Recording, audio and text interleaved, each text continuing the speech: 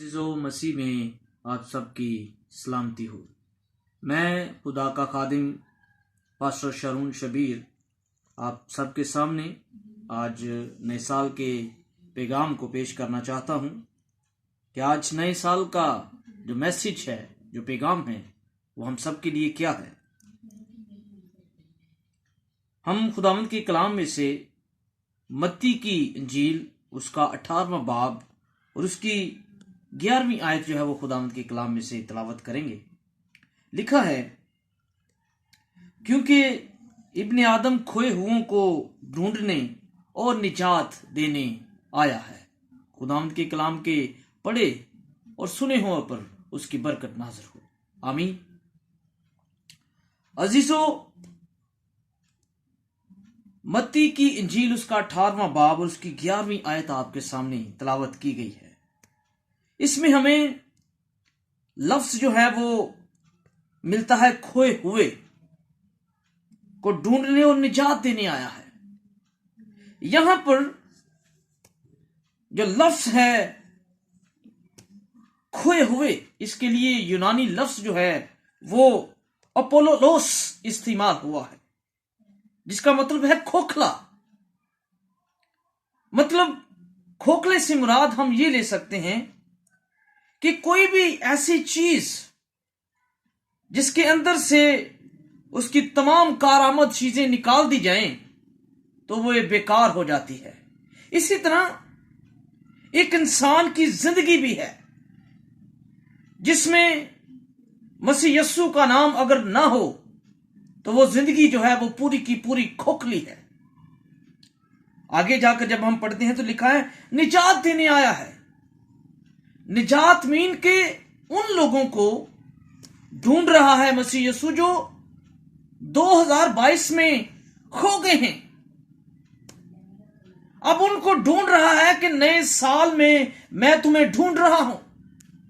ऐ मेरी बेटी, ऐ मेरे बेटे, ऐ मेरे बुजुर्ग, ऐ मेरे नौजवान, मैं तुझे ढूंढ रहा हूं कि मैं तुझे क्या करूं, मैं तुझे निजात दूं।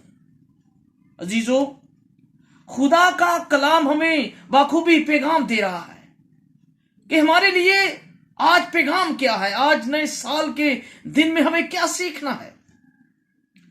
हम 2022 में जिस तरह की जिंदगी गुजार रहे हैं, उस जिंदगी में हमने किस तरह का काम किया, किस तरह के हमने जो है वो जिंदगी में वो हरकत की जो खुदा के हुजूर जो है वो उसे नाखुश करने वाली थी। लेकिन आज जो पैगाम है खास तौर पर नए साल के लिए वो ये है कि आज वो हमें ढूंढ रहा है। कदीमुल अयाम में जब 2000 साल पहले मसीह यस्सु इस दुनिया में आए तो देख लीजिए कि आप देख सकते हैं कि मसीह यस्सु उन लोगों के पास गए हैं जिन लोगों को निजात की जरूरत थी। हम देख सकते हैं कि उसने मुर्दों को जिंदा किया, लंगड़ों को उसने शिफा दी, अंधों को उसने आंखें दी। इस तरह से और भी बहुत ज्यादा मौजूद हमें बाइबल मुकद्दस में नजर आते हैं, जहां पर मसीह यस्सु हम देखते हैं कि उन लोगों के पास गया जिनको निजात की जरूरत थी। बाइबल मुकद्दस बखूबी फरमाती है कि बीमार को तबीब की जरूरत है, तंदुरुस्त को नहीं। इसलिए आज नए साल के दिन के लिए हमारा जो पैगाम है वो क्या है? मसीह यस्सु की तरफ से, कलाम मुकद्दस की तरफ से क्या पैगाम है? पैगाम यह है कि वो ढूंढ रहा है खोए हुओं को ताकि उनको निजात दे सके। आज से 2000 साल पहले मसीह यस्सु जब इस दुनिया में आए तो उनका खास मकसद ही ये था कि खोए हुओं को ढूंढे और उनको निजात दे। बहुत से लोग हैं जो खो चुके हैं, अपनी दुनिया की उन अयाशियों में जिंदगी गुजार रही हैं। कोई उनको सरोकार नहीं है मसीहियत से या मसीह यस्सु को कबूल करने से। कलाम से उनकी वाकफियत नहीं है, मसीह यस्सु से उनकी वाकफियत नहीं है, जिंदा आसमानी खुदा से उनकी कोई वाकफियत नहीं है। तो फिर हम कैसे कह सकते हैं कि हम निजात पा चुके हैं? वो खोए हुए हैं اور یاد رکھیے اگر وہ دنیا میں چل رہے ہیں تو وہ نجات یافتہ نہیں ہے، وہ مردہ لوگ ہیں، اور ایسے مردہ لوگ جو ہیں وہ آپ بخوبی جانتے ہیں کہ وہ مسیح یسوع سے واقف نہیں ہیں اور نہ ہی وہ نجات یافتہ ہیں، وہ مردہ ہیں۔ آج نئے سال کے لیے پیغام یہ ہے کہ اگر آج سے 2000 سال پہلے مسیح یسوع ان لوگوں کے پاس آیا تھا جنہیں ہم بنی اسرائیل کے نام سے جانتے ہیں، تو آج مسیح یسوع کا پیغام ہمارے لیے ہے۔ آج جو پیغام ہے وہ ہمارے لیے ہے کہ ہمیں نجات پانی ہے۔